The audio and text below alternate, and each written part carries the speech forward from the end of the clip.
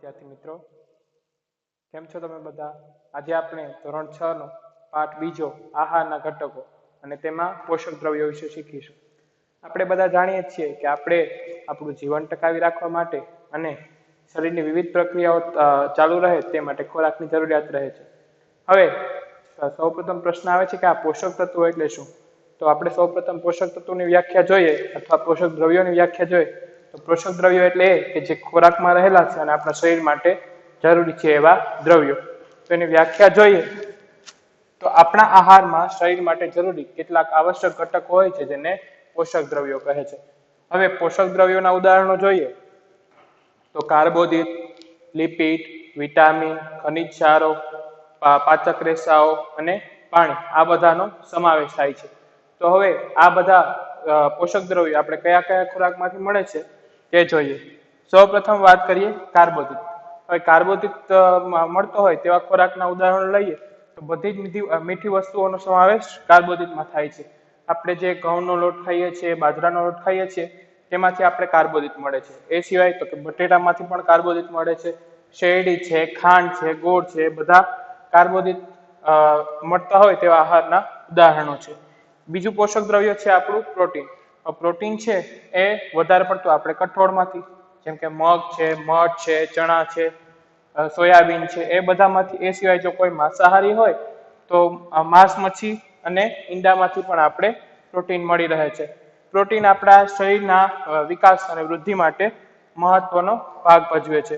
ત્યાર પછી વાત આવે છે ચરબીની. હવે ચરબી છે કે આપણે મોટા ભાગે બધા પ્રકારના ખાદ્ય તેલો, ખાદ્ય તેલોમાં આપણે ઉદાહરણ લઈએ તો મગફળીનું તેલ છે, કપાસનું તેલ છે, સોયાબીનનું તેલ છે, તલનું તેલ છે, નાળિયેરનું તેલ છે, એ બધામાંથી આપણે ચરબી ભરપૂર પ્રમાણમાં મળી રહે છે. એ સિવાય બીજા એના ઉદાહરણ લઈએ તો ઘીમાંથી પણ આપણે ચરબી મળી રહે છે. જો કોઈ વ્યક્તિઓ માંસાહારી હોય તો ઈંડામાંથી અને કોડ લીવર હોય જે માછલીનું તેલ છે તેમાંથી પણ આપણે ચરબી મળી રહે છે. ત્યાર પછી વાત આવે છે વિટામિન. વિટામિન છે એ પ્રોટીનની જેમ જ આપણા શરીરમાં ભાગ ભજવતા મુખ્ય પોષક દ્રવ્યો છે. હવે તેના આપણે ખાદ્યના ઉદાહરણ લઈએ તો તેમાં આપણે ઉદાહરણોમાં ફળ લઈ શકીએ, શાકભાજી, અમુક પ્રકારના કઠોળ. તે સિવાય અમુક પ્રકારના વિટામિન છે જેમ કે વિટામિન ડી છે તો એ આપણે સીધો સૂર્યપ્રકાશમાંથી મળે છે. અથવા ઘણીવાર વ્યક્તિના શરીરમાં જો વિટામિનની ખામી હોય તો તે બહારથી પણ દવા સ્વરૂપે અથવા ઇન્જેક્શન સ્વરૂપે વિટામિન છે એ લઈ શકે છે. ત્યાર પછી વાત આવે છે ખનિજ ક્ષારો. હવે ખનિજ ક્ષારો છે એ મુખ્યત્વે આપણે ફ્રૂટમાંથી મળે છે. આપણે અલગ અલગ ફ્રૂટની વાત કરીએ તો અલગ અલગ ફ્રૂટમાંથી આપણે અલગ અલગ ખનિજ ક્ષારો મળે છે. જેમ કે ફોસ્ફરસ છે તો તે આપણે કેળામાંથી મળે છે. એ સિવાય ઘણા બધા શાકભાજીઓ, મુખ્યત્વે જે પાલકની ભાજી છે તો તેમાંથી પણ આપણે ખનિજ ક્ષાર એટલે કે કેલ્શિયમ છે એ મળી રહે છે. ત્યાર પછી વાત આવે છે પાચક રેસાઓ અને પાણીની. પાચક રેસાઓ છે મુખ્યત્વે આપણા શરીરમાં જે ખોરાકનું પાચન થાય છે તેમાં એક મુખ્ય ભાગ ભજવે છે. એ સિવાય જે આપણા ઉત્સર્ગ દ્રવ્યો બને છે એ ઉત્સર્ગ દ્રવ્યની ઉત્પન્ન થવા પાછળ પણ પાચક રેસાઓ છે એ જવાબદાર છે. પાચક રેસા મળતા હોય તેવા ખોરાકની વાત કરીએ તો આપણે તેમાં ફ્રૂટ લઈ શકીએ.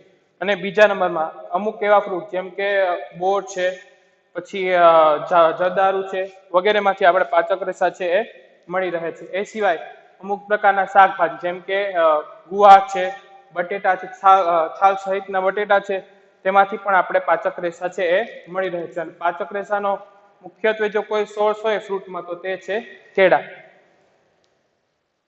મને આશા છે કે તમને આજના લેક્ચરની સમજૂતી સારી રીતે સમજાઈ ગઈ હશે.